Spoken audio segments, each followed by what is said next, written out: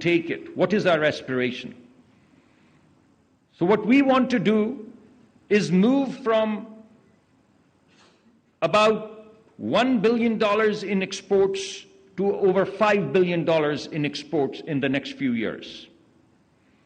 What we want to do is create employment from 300,000 total employment in Pakistan across all kinds of minerals, mining, move from 300, double it from 300,000 to 500,000, 600,000, and as we unleash it, it would go to millions, because mining is what? Mining is nothing but employment. You put your little kind of shovel in the earth and you start to mine out. It's labor intensive. And that's exactly what we need. Something that's labor intensive. Something that gives employment to our people. And we not only want to just mine it out, we just don't want dust. We want to move from dust to development. So we are going to do value-added activities, and we are going to move from 1% of the GDP in a very short period of time to 3% of the GDP, and inshallah moving forward much, much more. If I move this needle just from 3% to 5%, all of these numbers change. If GDP, if the value addition increases from 1% to 3% to 5%, all of these numbers of employment and so on and so forth double. And that's the prosperity that we are seeking. That is the direction in which we are going. And that is what Pakistan should be and must be and is going to be about. Next slide, please. So then the question arises, what stands in our way? And what stands in our way are very simple things. First of all, we have dearth of data. We have preliminary data, but we don't have exploratory data. We don't have confirmed data. So when we invite our investors, we'd like to pitch to them sell-side books which have science-based evidence that shows them how much wealth can be generated from the dust that we have in the country. And I'm pretty sure Mark is going to today talk about the dust that we have and the value that that dust entails and the direction in which Rico Dick and the leadership of Barrick Gold is going to take it. And there are at least 10 Marks sitting in this room. And we'd like to invite them all to Pakistan. And we'd like them to invest with us, with all of us, jointly, towards this journey of prosperity. We have divergent regulatory regimes.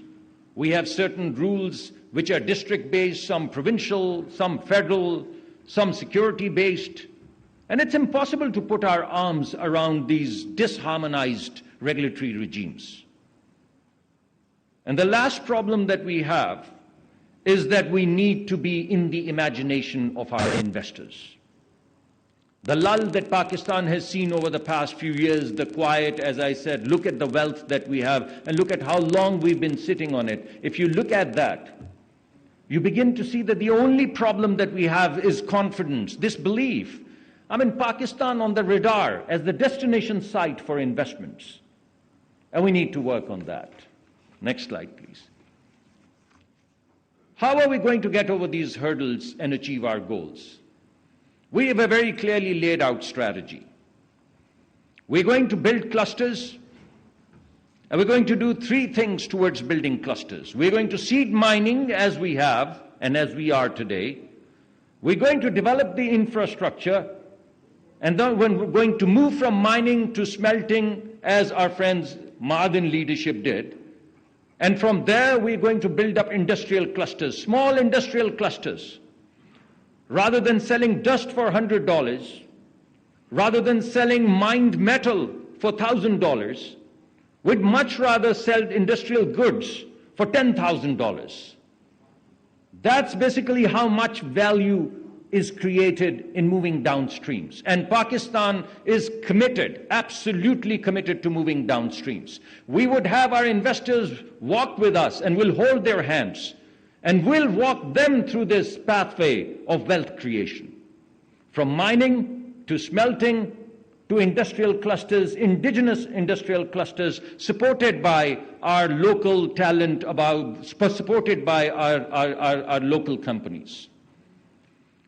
The second tenet or pillar of our strategy, so this is how we're going to build clusters or do value addition. This is the first pillar of our strategy. The second pillar of our strategy is to ease the regulatory burden. The regulatory burden that we have, if you translate that into dollars, the red tapeism that we have in the country is debilitating. And we are going to crush it. And you shall see that. And you have already begun to see that. In this journey towards the prosperity of the poor, we're not going to let anyone stand in our way. And all red tapeism would be cut. And we're going to do three things in that. One, we're going to harmonize all regulatory regimes. The district, the tehsil, the provincial, the federal, they're all going to be harmonized. They're going to be 7 bullet points. Any investor